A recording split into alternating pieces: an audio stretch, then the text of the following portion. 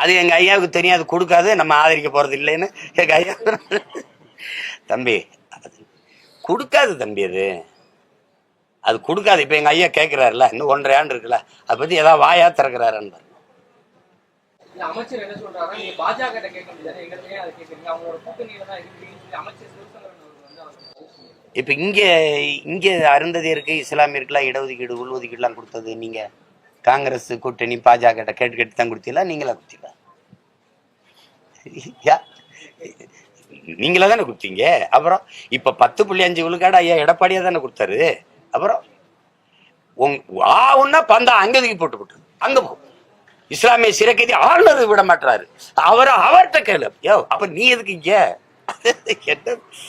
நாங்க தான் எல்லாத்தையும் தீர்க்க போறோம்ட்டு வந்துட்டு அப்புறம் எல்லாமே மத்திய அரசு